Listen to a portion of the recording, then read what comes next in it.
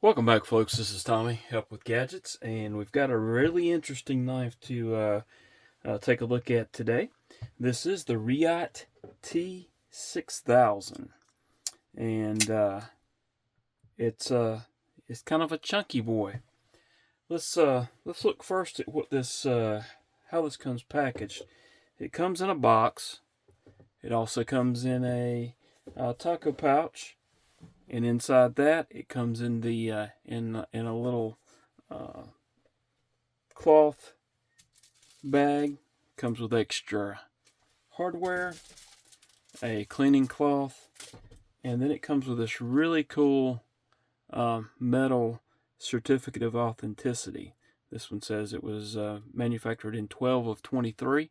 See if I can get the angle right there. The handle is titanium bead blast and zirconium, and the blade is M390. This one's serial number 74. And again, you can see the model number there, the T6000. But that's a really cool way to have that. And this is another knife from Mr. Eddy, and really appreciate him sending this along with the rest of the ones that he sent, allowing me to take a look at it. This one actually is available. As of a few minutes ago when I checked, I think it was Knife Center still had them, and I think they were running about $497. Okay, so if this is something that interests you, you might want to head over there and take a look at one. You've got that zirconium backspacer there, which is really cool. You've got these collars here that are, I think those are zirconium as well, but very cool. Titanium for the pocket clip, as well as the very milled out scales there. And you may have noticed when I first picked this one up that I moved this lever here. Okay, so there are two pins here on the side that you can press in, like so. And when you do, it locks it. Okay, you have to move this switch, if you will, and it makes those two pins come out. You can then use the flipper, or if you don't press the button in while doing so, you could reverse flick. It's not as easy. Flipper works a lot better, in my opinion, for this. Okay, but this also locks it with the blade open. And then if you try to disengage the lock, and it's not going to go because of those pins. Again, have to hit that. So if you're carrying it around in your pocket, you can pretty much figure that these are going to get pressed in. So when you pull it out, you need to do that before you flip the knife open. So that's something to keep in mind as we're taking a look at this particular knife. All right, let's get the handy dandy measuring utensil out, and we can see that it's about three and a half, not quite 3.5 inches, depending on where on the handle that you measure the blade. But you can see there for yourself how much it is, and that the overall length is right just short of 8 inches. Okay. All right, so that's got it for the length of the blade and the overall length. Let's take a look at the weight. And the weight is not light. Okay, got it teared out. Let's change the units. I was measuring a box to ship off and had it changed a little bit there. Not need kilogram, ounces. That's what we want. And we've got about 8.85 ounces. Again, what's getting you is this blade stock is rather thick, and the scales themselves are rather thick. We'll see that a little bit more when we're doing some size comparisons here momentarily. We're going to do the length. We're going to compare length to several sets of knives here. Let's start off with the CJRB feldspar, and also bring in the CJRB pyrite. There you go there. Look, I've got something on the blade there. Okay. Those are those, and let's do the eutectic binary and the Demco shark cub.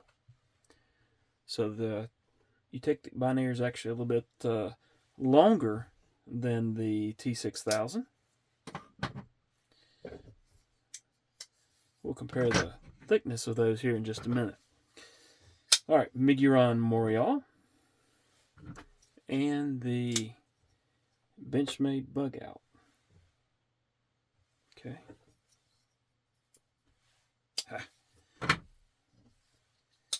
Let's do a couple of other knives. This is the North Arm Sky High. Pretty similarly sized as well as far as the length goes. That's the Giant Mouse Ace Tribeca. Let's do the Kaiser Militao. Again, similarly sized as well as far as length goes. And there's also the Berg Blades Sweeney. Two very cool knives there. Let's also do another Kaiser. Let's do the Kaiser Sparrow. And let's also do the QSP Penguin. Alright. And then last, but certainly not least, well, let's get this one out of the way first. Let's do the Microtech MSI, which is going to be longer as far as that goes, and the T6000 is still much longer than the Kaiser Cyberblade. So there you have that one. Okay. All right, let's look at thickness. We'll leave a fairly thick one out here to start with. This is the T6000. This is the Microtech MSI. It's chunky. All right, let's set that one to the side. Let's compare it against the QSP Penguin. Bring it up here close. Yep. It's this thicker than the Penguin. It's thicker than the Eutectic. In fact, if you let's press those in so they're not even appearing to make it bigger, but this looks like it's about twice the size of the Eutectic. Probably going to be looking about the same for the Demco Shark Cub. Same thing for the Pyrite. Here we got a Bug Out. You can imagine before I even bring it up. It's thick. Here's the Miguron Morial, which is a little thicker, but still not quite. Militao. So it is a chunky boy. The profile and pocket, as far as the height, you can tell there. It's going to be another one of those knives that's going to take up a good bit of real estate. That's just the way it is. It's big. It's thick. Let's see, what else can we compare it to? There's the CJRB Pyrite. There's the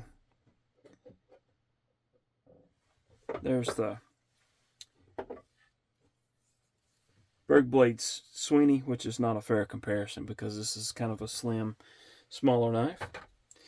There you go with the Microtech MSI. That's going to be a little bit of a bigger chunk of a knife there. So that's a little bit of a comparison there. There's the Eutectic Binary. What else do we have here? Oh, I've got the Sparrow Knife Co. Strix. So that'll give you kind of a comparison as to how that goes. All right, what else do we have here? We've talked about the blade steel's M390, the finish on it. Oh, let's flip that. It has a a satin finish on there, so there you go. Lanyard hole, not on. Well, excuse me, I almost said no, but there is a lanyard hole there. So in that zirconium backspacer, there's actually a space cut out for a lanyard. Jimping.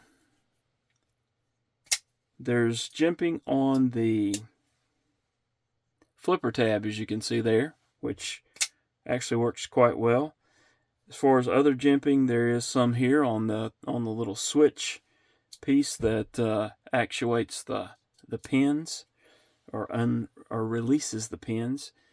There's some milling here on the top, but I wouldn't necessarily consider that to be jimping per se. Nothing here on the bottom. Very cool milling here on the sides of the blades. Some holes there on top as well, where you can actually see in, not through, but into the side of that zirconium backspacer, and then of course the zirconium backspacer there. All right. Opening methods on this one, again, the flipper works very well. Try this again. It does work, but it's not the easiest, so you can reverse flick. Okay. I laid it down and pushed that pin in, and I don't know that I can do this. Let's see. No.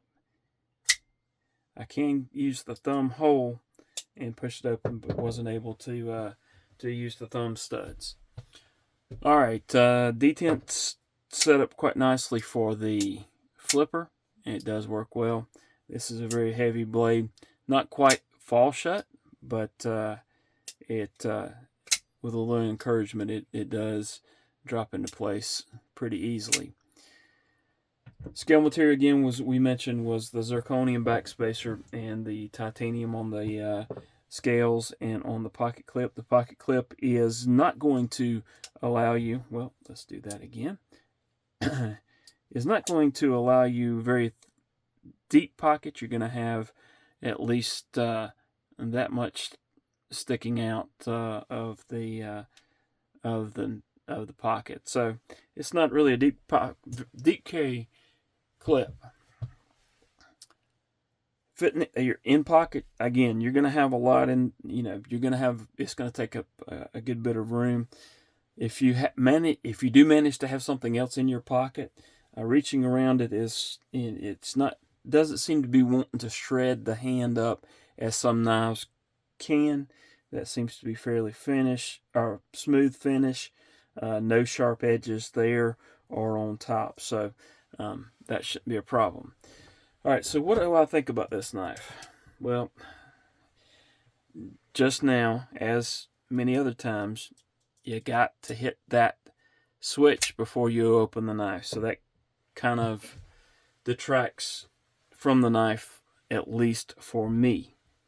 I do have a disassembly video on this knife.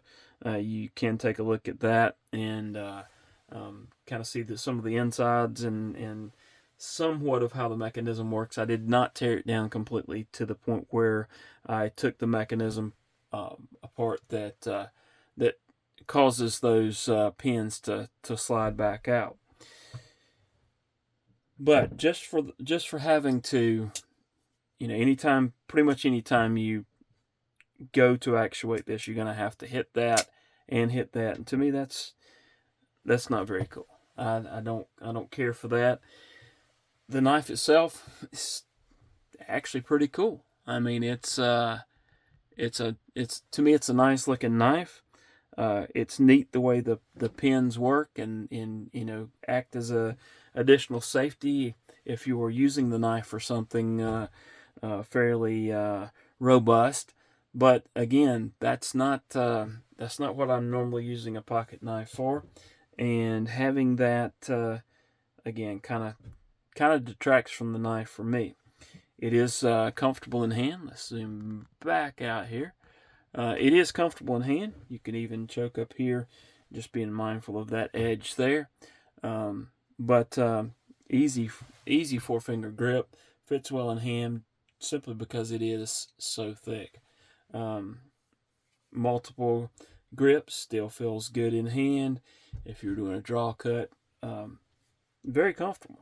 The ergonomics of the knife are cool, but again, I got to close the knife, and you've got to do this. So it's like unless you got muscle memory to where every time you went to actuate the knife, whether it be to open or close, I'm gonna have to remember to hit that switch. And to me, that's not something that I really like a whole lot. In fact, just as I moved that, I felt that pin go in. It didn't go all the way in, but it went in far enough to where it would keep the blade from opening. So that's kind of my thoughts about it. Very cool knife, but not one that I would necessarily recommend, but a cool knife nonetheless. All right, if you've made it thus far, really appreciate you watching. Hit that subscribe button if you haven't done so. Hit that like button if you've enjoyed this video, and I hope to see you again soon. Y'all have a wonderful rest of your day. Thanks.